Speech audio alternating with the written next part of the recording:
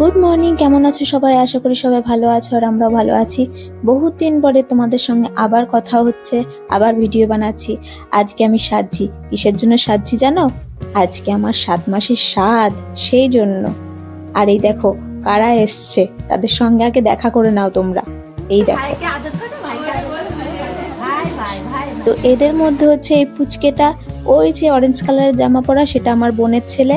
আর এইটা হচ্ছে আমার বৌদির মেয়ে। তো দুজনা মিলে ভীষণ আনন্দ করছে।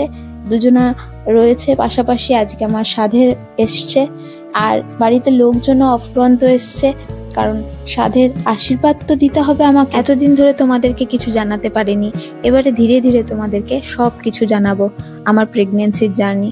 কারণ বহু ওঠা পড়া ভাঙা গড়ার মধ্যে দিয়ে আজকে আমি মাতৃত্বের স্বাদ পেয়েছি। সেই স্বাদ সত্যি একটা অভাবনীয় স্বাদ। আর যা হোক, এই যে দেখতে পাচ্ছ শাড়ি, এটা আমার বাপের বাড়ির থেকে দিয়েছে। এবারে আমি পরবো এই 7 মাসের স্বাদের জন্য। সেই জন্য প্রথম দিকে আমার শাড়িটা কেমন লাগছিল, যে হ্যাঁ আমার মানাবে কিনা। পরে দেখলাম না, বেশ ভালোই লাগছে। আর আমার জেঠিমা একটা জামা দিয়েছিল ওকে, মানে কুর্তা দিয়েছিল, তো সেই কুর্তাটাও পরেছিল। দুজনা ম্যাচিং হয়ে যাবে আমি ভাবতেই পারিনি। এই দেখো দুজনা কেমন ম্যাচিং ম্যাচিং লাগছে। ওইদিকে বুনু আমার থালা সুন্দর করে সাজিয়ে দিয়েছে ফুল দিয়ে। আর আমার মা প্রথমেই আমাদের সুন্দর করে স্বাদ দিল। এই হচ্ছে 2 মা, এক শাশুড়ি মা, এই যে ইনি, আর তার আগে আমার মা।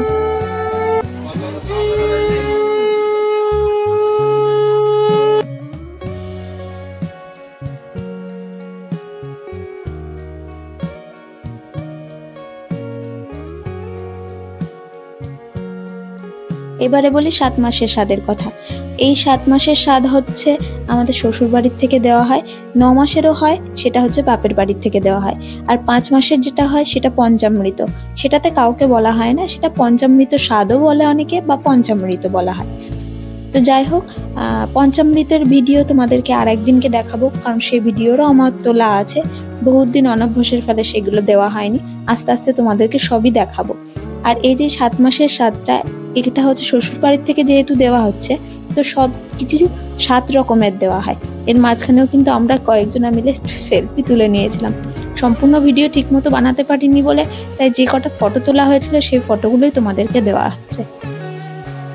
7 মাসের স্বাদের জন্য যেগুলো দরকার হয় সেটা হচ্ছে 7 রকমের ভাজাভুজি, 7 রকমের আচার, 7 রকমের ফল, তারপরে যদি কোনো মিষ্টি জাতীয় জিনিস হয় সেটাও 7 রকমের, তারপরে 7 রকমের ভাজা, আর মুখরোচক জিনিস। এই দেখো সমস্ত কিছু আছে এখানে, তোমরা দেখে নাও। ডাল থেকে শুরু করে মাছ 2 রকমের হয়েছিল, একটা মাছ হয়েছিল, একটা পনির হয়েছিল।